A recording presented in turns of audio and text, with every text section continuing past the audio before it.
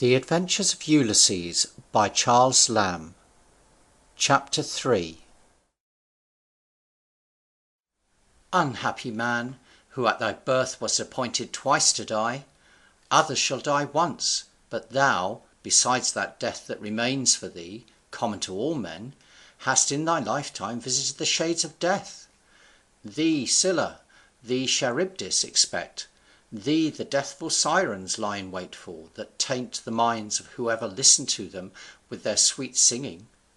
Whosoever shall but hear the call of any siren, he will so despise both wife and children through their sorceries, that the stream of his affection never again shall set homewards, nor shall he take joy in wife or children thereafter, or they in him. With these prophetic greetings great Circe met Ulysses on his return. He besought her to instruct him in the nature of the sirens, and by what method their baneful allurements were to be resisted.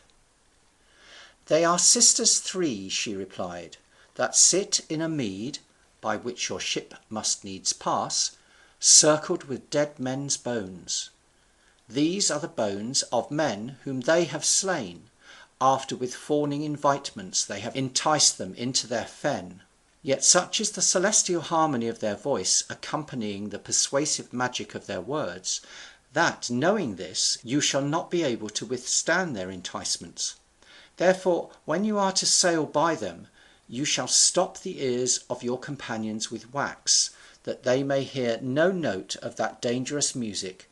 But for yourself, that you may hear and yet live, give them strict command to bind you hand and foot to the mast, and in no case to set you free, till you are out of danger of the temptation, though you should entreat it and implore it ever so much, but to bind you rather the more for your requesting to be loosed. So shall you escape that snare. Ulysses then prayed her that she would inform him what Scylla and Charybdis were, which she had taught him by name to fear. She replied, sailing from Aea to Trinacria, you must pass at an equal distance between two fatal rocks. Incline never so little either to the one side or to the other, and your ship must meet with certain destruction. No vessel ever yet tried that pass without being lost but the Argo, which owed her safety to the sacred freight she bore, the fleece of the golden-backed ram, which could not perish. The biggest of these rocks which you shall come to, Scylla hath in charge. There, in a deep whirlpool at the foot of the rock, the abhorred monster shrouds her face, who, if she were to show her full form, no eye of man or god could endure the sight. Thence she stretches out all her 6 long necks, peering and diving to suck up fish, dolphins, dogfish, and whales, whole ships and their men, whatever comes within her raging gulf. The other rock is lesser and of less ominous aspect, but there dreadful Charybdis sits, supping the black deeps. Thrice a day she drinks her pits dry, and thrice a day again she belches them all up. But when she is drinking, come not nigh, for being once caught, the force of Neptune cannot redeem you from her swallow. Better trust to Scylla, for she will but have for her 6 necks 6 men. Charybdis in her insatiate draught will ask all. Then Ulysses inquired, in case he should escape Charybdis, whether he might not assail that other monster with his sword.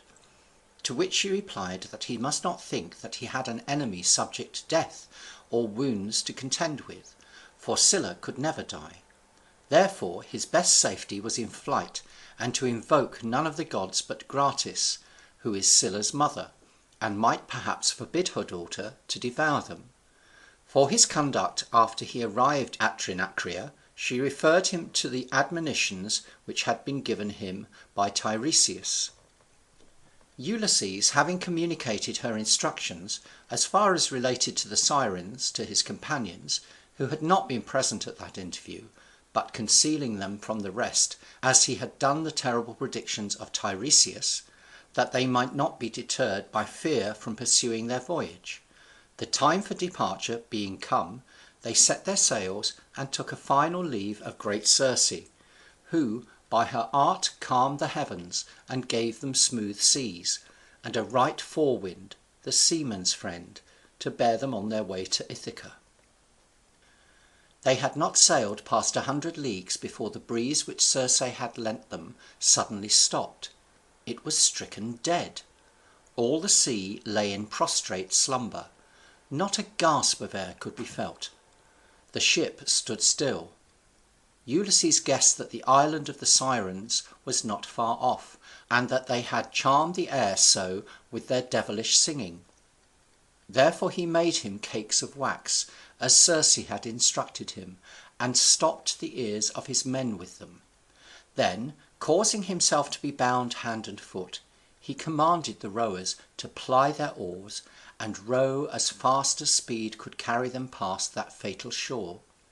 They soon came within sight of the Sirens, who sang in Ulysses' hearing: "Come here, thou, worthy of the world of praise, that dost so high the Grecian glory raise. Ulysses, stay thy ship, and that song hear, that none passed ever, but it bent his ear, but left him ravished and instructed more by us than ever heard before. For we know all things, whatsoever were, in wide Troy laboured whatsoever there, the Grecians and the Trojans both sustained by those high issues that the gods ordained, and whatsoever all the earth can show, to inform a knowledge of desert we know." These were the words, but the celestial harmony of the voices which sang them no tongue can describe. It took the ear of Ulysses with ravishment. He would have broken his bonds to rush after them, and threatened, wept, sued, entreated, commanded, crying out with tears and passionate imprecations, conjuring his men by all the ties of perils past which they had endured in common, by fellowship and love, and the authority which he retained among them, to let him loose. But at no rate would they obey him. And still the Sirens sang. Ulysses made signs, motions, gestures, promising mountains of gold if they would set him free, but their oars only moved faster. And still the Sirens sang. And still the more he adjured them to set him free, the faster with cords and ropes they bound him, till they were quite out of hearing of the Sirens' note, whose effect great Circe had so truly predicted. And well she might speak of them, for often she has joined her own enchanting voice to theirs, while she has sat in the flowery meads, mingled with the Sirens and the water nymphs, gathering their potent herbs and drugs of magic quality. Their singing altogether has made the gods stoop, and heaven drowsy with the harmony. Escaped that peril, they had not sailed yet 100 leagues farther, when they heard a roar afar off, which Ulysses knew to be the barking of Scylla's dogs, which surround her waist and bark incessantly. Coming nearer, they beheld a smoke ascend with a horrid murmur, which arose from that other whirlpool, to which they made nigher approaches than to Scylla. Through the furious eddy, which is in that place, the ship stood still as a stone, for there was no man to lend his hand to an oar. The dismal roar of Scylla's dogs at a distance, and the nearer clamours of Charybdis, where everything made an echo, quite taking from them the power of exertion. Ulysses went up and down, encouraging his men one by one, giving them good words, telling them that they were in great perils when they were blocked up in the Cyclops' cave, yet, heaven assisting his counsels, he had delivered them out of that extremity. That he could not believe, but they remembered it, and wished them to give the same trust to the same care which he had now for their welfare.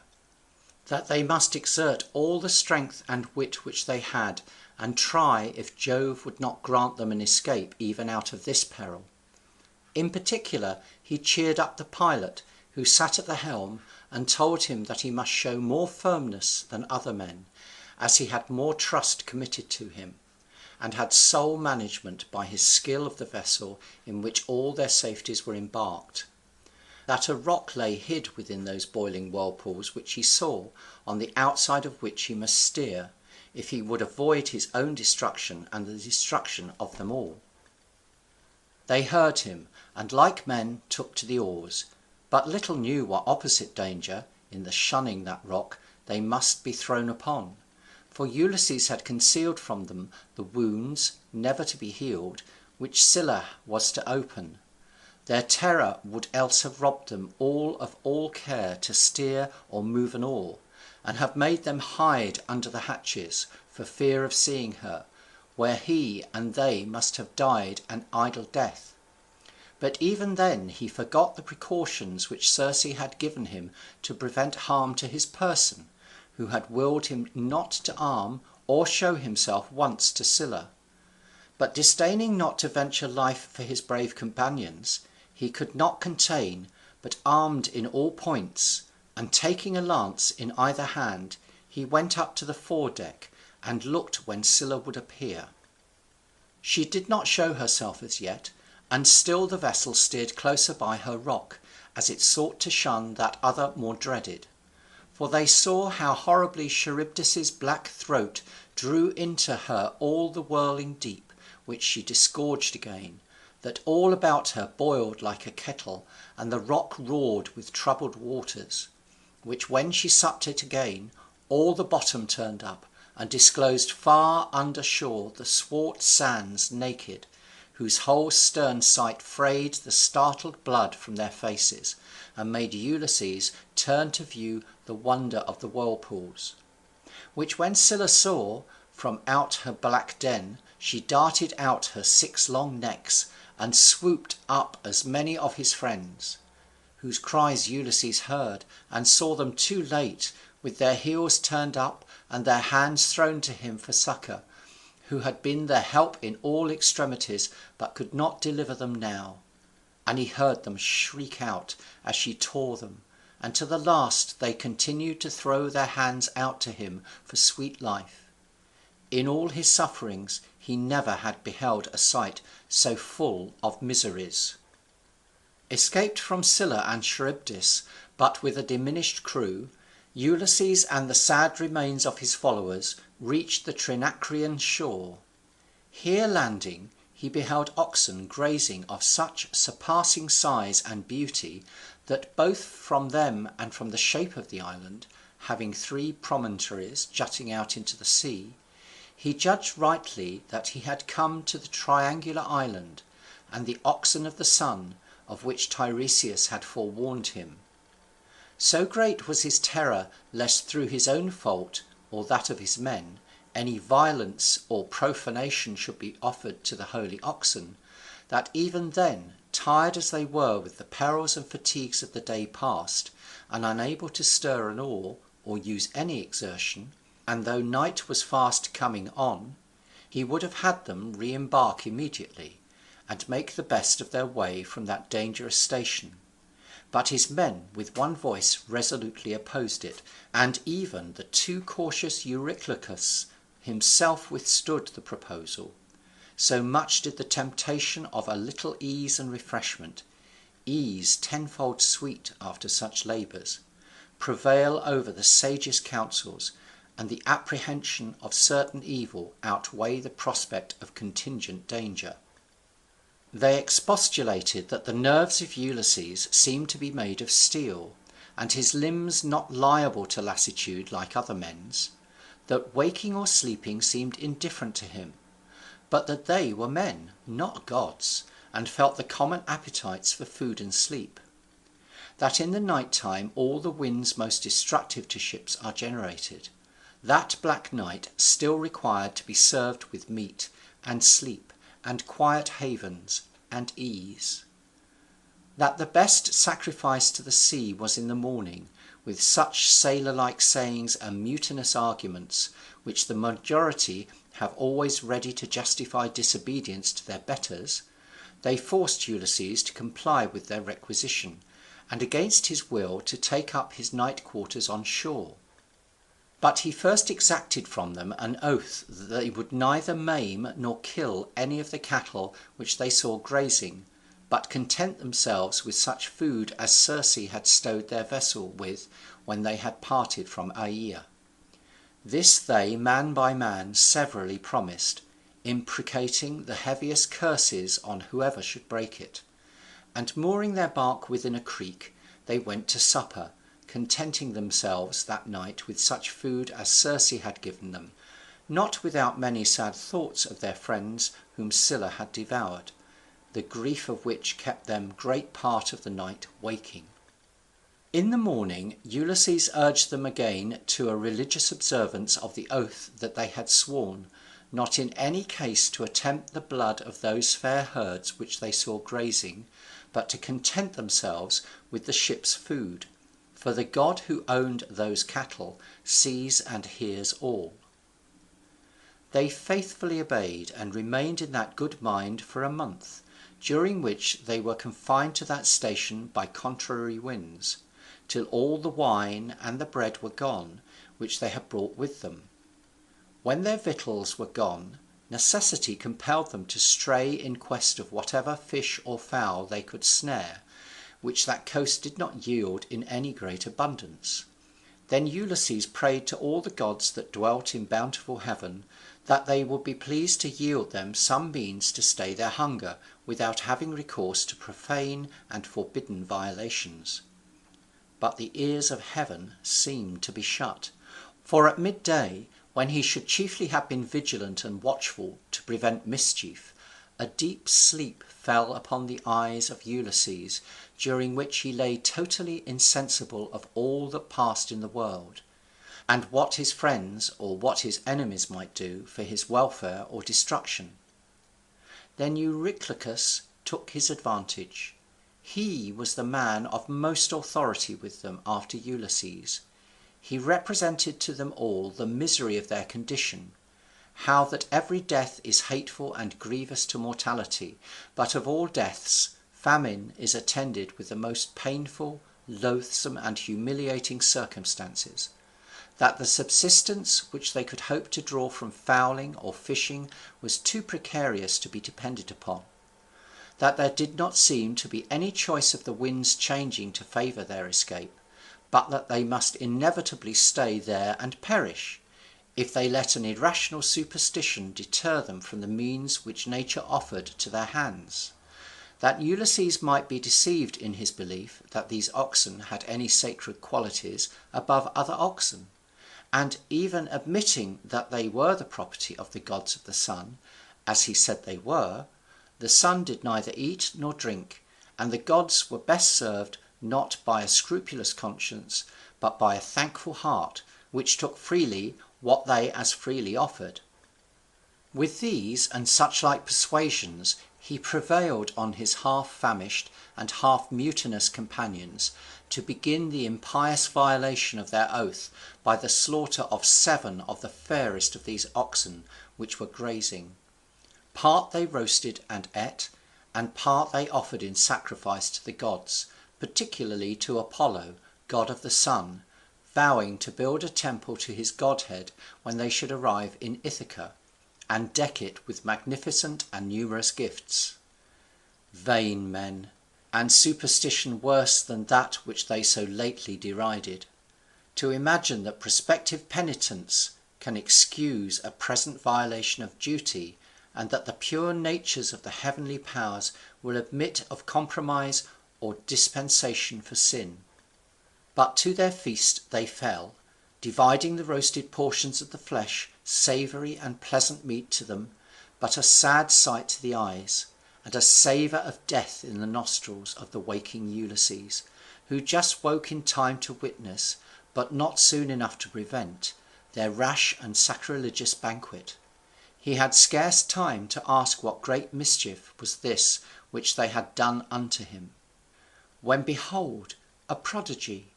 The ox hides which they had stripped began to creep as if they had life, and the roasted flesh bellowed as the ox used to do when he was living. The hair of Ulysses stood up on end with affright at these omens, but his companions, like men whom the gods had infatuated to their destruction, persisted in their horrible banquet.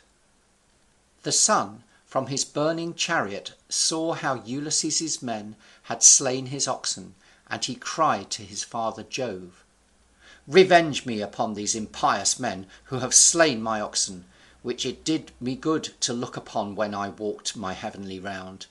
In all my daily courses I never saw such bright and beautiful creatures as those my oxen were." The father promised that ample retribution should be taken to those accursed men, which was fulfilled shortly after, when they took their leaves of the fatal island. 6 days they feasted in spite of the signs of heaven, and on the 7th, the wind changing, they set their sails and left the island, and their hearts were cheerful with the banquets they had held, all but the heart of Ulysses, which sank within him, as with wet eyes he beheld his friends, and gave them for lost, as men devoted to divine vengeance, which soon overtook them, for they had not gone many leagues before a dreadful tempest arose, which burst their cables, down came their mast, crushing the skull of the pilot in its fall. Off he fell from the stern into the water, and the bark, wanting his management, drove along at the wind's mercy. Thunders roared, and terrible lightnings of Jove came down. First a bolt struck Eurylochus, then another, and then another, till all the crew were killed, and their bodies swam about like sea mews, and the ship was split in pieces. Only Ulysses survived, and he had no hope of safety but in tying himself to the mast, where he sat riding upon the waves, like one that in no extremity would yield to fortune. 9 days he was floating about with all the motions of the sea, with no other support than the slender mast under him, till the 10th night cast him, all spent and weary with toil, upon the friendly shores of the island Ogygia. End of chapter 3.